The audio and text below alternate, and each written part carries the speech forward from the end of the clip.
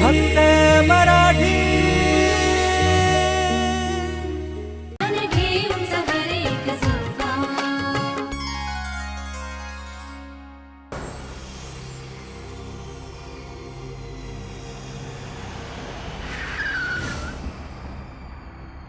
नीलू नीलू खाली उतर, मी तुला घेऊन जायला आलोय.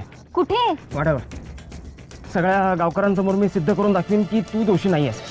सरकार तुझ्यामुळे गायब झालेलं नाही आहे. सज्जन, हे काय हट्ट आहे? मला जाऊ दे. नीलू हे बघ, मी काय म्हणतो ना ते फक्त एकदा ऐकून घे. एकदा मग मी तुला सोडून दे, मग तू जा. पण एकदा फक्त माझा ऐक. सज्जन, तू वेडा झालायस. माझं ऐकून तर घे Neelu. Sajjan, this is too much. ए ड्रायव्हर उतर, जबर.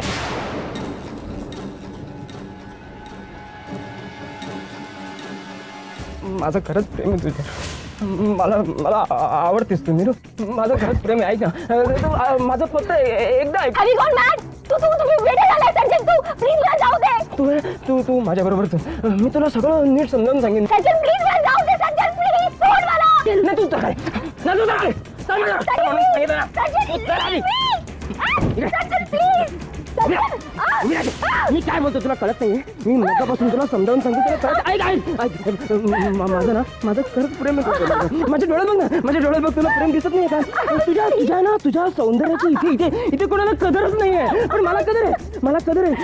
तो अजिंक्य वेडा आहे, अजिंक्य वेडा आहे. त्याला जाऊ दे. माझं प्रेम आहे, आपण लग्न करू. मी सगळ्या गावातल्या लोकांना समजावून सांगेन. समजावून सांगेन की माझं तुझ्यावर खूप प्रेम आहे. आपण लग्न करू. तू फक्त माझी. सज्जन, मला तू चाललास तू. मी तुला मगापासून सांगतो माझं प्रेम. मी तुला मगापासून सांगतो नीलू, माझं प्रेम आहे तुझ्यावर. मी तुला माझी नाही ना तर मी तुला कोणाचीच होऊ देणार नाही. माझं प्रेम आहे तुझ्या.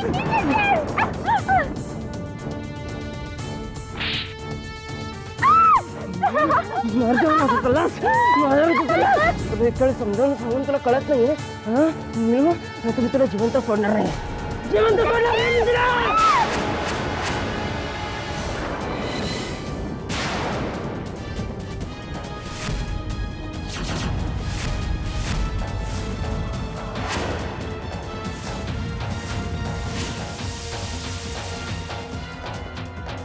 अरे पण खरंच कमाल म्हणायला हवी.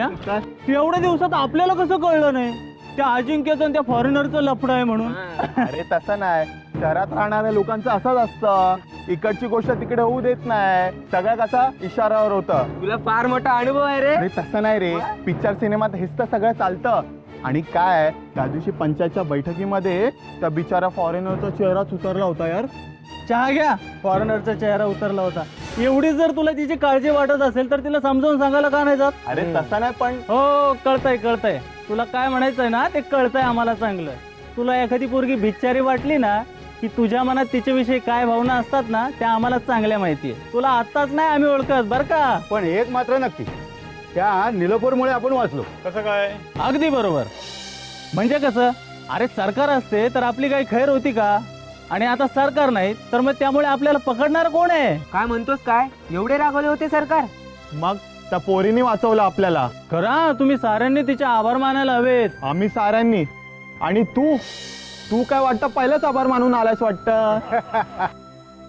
नाही जाईल की मी जाईल तिच्या समोर आणि म्हणेल तिला, निलोफर ताई मला तुझे आभार मानायचे. आणि ती काय म्हणाल माहितीये का तुम्हाला? काय? हे माणूस लय भारी.